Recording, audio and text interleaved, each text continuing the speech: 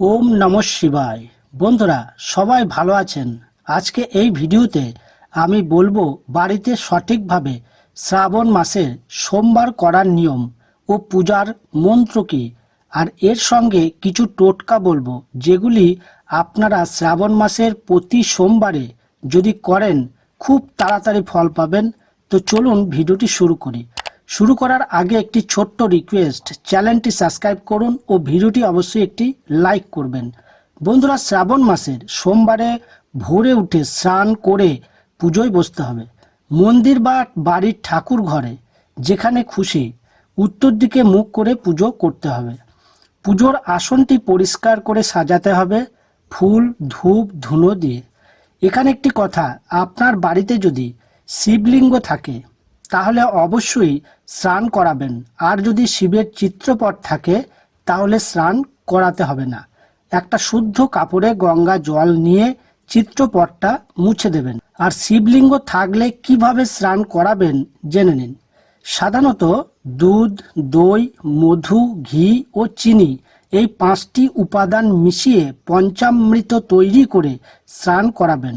প্রথমে শিবলিঙ্গে জল নিবেদন করুন, তারপর দুধ, দই, ঘি, মধু ও চিনি নিবেদন করুন। প্রতিটি বস্তু নিবেদনের পর জল দিয়ে শিবলিঙ্গকে স্নান করাবেন। এরপর দুধ, দই, ঘি, মধু ও চিনি একসঙ্গে মিশিয়ে শিবলিঙ্গকে নিবেদন করুন। শাস্ত্র মতে শ্রাবণ মাসে ভগবান শিবকে পঞ্চামৃত দিয়ে স্নান করালে আপনার সমস্ত মনোবাঞ্ছা পূরণ হবে। যেমন সম্পদের জন্য পঞ্চামৃত স্নান করানো হয়, বংশ রক্ষার জন্য গরুর দুধে অভিষেক, ভবন বাহন সম্পদের জন্য দই ব্যবহার করা হয়, অর্থ লাভের জন্য, দুঃখ কষ্ট থেকে মুক্তির জন্য মধু দিয়ে, রোগ নিরাময়, কল্যাণ ও মোক্ষের জন্য ঘি দিয়ে, ও বুদ্ধি বৃত্তিক ক্ষমতা, বুদ্ধি ও সকলের মঙ্গলের জন্য চিনি মিশিয়ে জল দিয়ে অভিষেক করানো উচিত। আর স্নান করানোর সময় ঘণ্টা বাজাতে বাজাতে শিবকে এই মন্ত্রটি বলে স্নান করাবেন। ওং ত্র্যম্বকং যজামহে সুগন্ধিং পুষ্টিবর্ধনম উর্বারুকমিব বন্ধনাস্মিত মুখ্যো মাম স্মিতাৎ। ওং তৎপুরুষায় বিদ্মহে মহাদেবায় ধীমহি তনরুদ্র প্রচোদয়াৎ। পঞ্চামৃত দিয়ে মহাদেবকে স্নান করানো হলে লোভ, আসক্তি, অহংকার প্রভৃতি 5টি পাপ ধুয়ে মুছে চলে যায়। এতে আপনার মন শান্ত হবে এবং সব ইচ্ছে পূরণ হবে।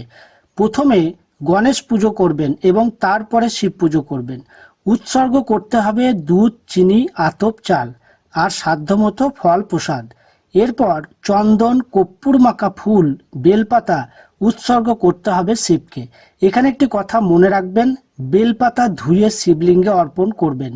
আর অর্পণ করার সময় পাঠ করতে হবে ওম নমঃ শিবায় মন্ত্রটি।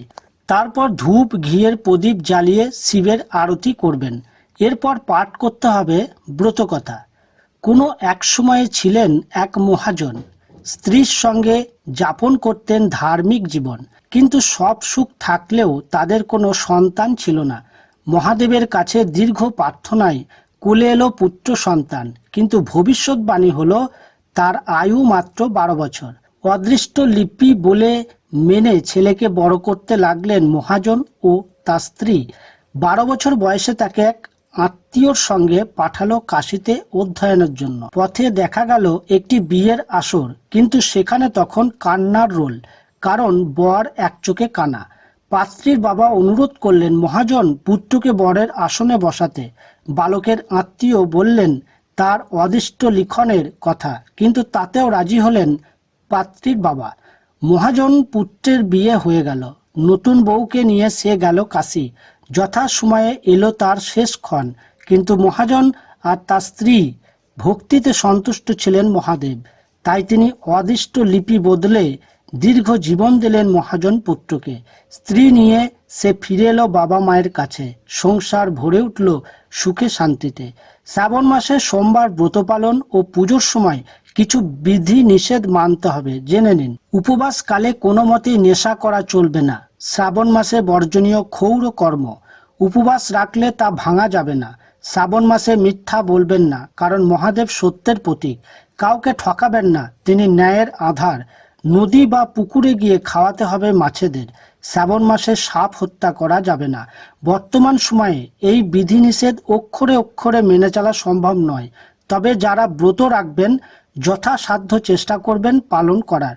শ্রাবণ মাসে শিবলিঙ্গে যে জিনিসগুলো প্রদান করবেন: ওম নমঃ শিবায় মন্ত্রটি বলে শিবলিঙ্গে প্রদান করুন গঙ্গা জল, দুধ, বেলপাতা, দই, ঘি, মধু, আতর, চন্দন নিষ্ঠার সাথে প্রদান করুন। শিব মন্দিরে গিয়ে বা বাড়িতে থাকা শিবলিঙ্গের উপরে ভিডিওতে বলা জিনিসগুলি প্রদান করুন আর মহাদেবের কৃপা পান। ভক্তি মানুষের মনে থাকে, বিশ্বাস থাকবে, তবে করুন নিষ্ঠার সাথে। ফলাফল ঠিক সময় মতো পেয়ে যাবেন।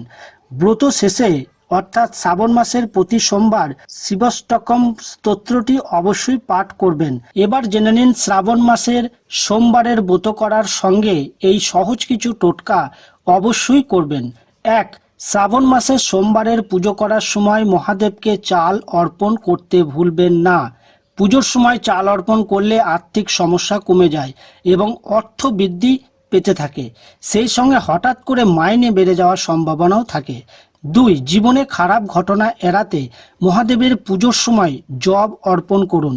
এর ফলে জীবনে অনেক দুর্ঘটনার হাত থেকে মুক্তি পাওয়া যাবে। জব দিয়ে মহাদেবের আরাধনা করলে বাড়ির ভিতরে যদি কোনো অশুভ শক্তি থাকে তাও দূরে সরে যায় এবং শুভ শক্তি প্রবেশ করতে সক্ষম হয়। ফলে হারানো সুখ শান্তি ফিরে আসে ও জীবন আনন্দে ভরে ওঠে। 3. হিন্দু শাস্ত্রের একাধিক বই অনুসারে মহাদেবের পুজোয় গম অর্পণ করা খুব ভালো। এর ফলে বাবা মা হয়ে ওঠার স্বপ্ন পূরণ হতে দেরি লাগে না।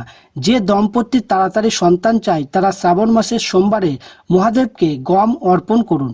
4. শারীরিক অসুস্থতায় নাজেহাল, তাহলে মহাদেবকে তিল অর্পণ করুন, কারণ এই জিনিসটি মহাদেবের খুব পছন্দের জিনিস।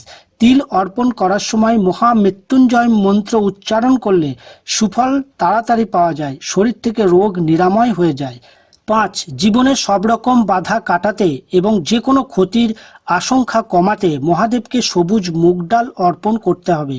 এই নিয়ম করলে মনের ইচ্ছে পূরণ হতে সময় লাগে না। আশা করছি দর্শক বন্ধুরা এই ভিডিওটি আপনাদের সবার ভালো লাগবে। যদি ভালো লেগে থাকে একটি লাইক, কমেন্ট ও শেয়ার অবশ্যই করবেন এবং আপনি যদি আমাদের চ্যানেলটি এখনো সাবস্ক্রাইব না করে থাকেন সাবস্ক্রাইব করুন। আজ এখানেই শেষ করলাম। সবাই ভালো থাকবেন, সুস্থ থাকবেন। ওম নমঃ শিবায়।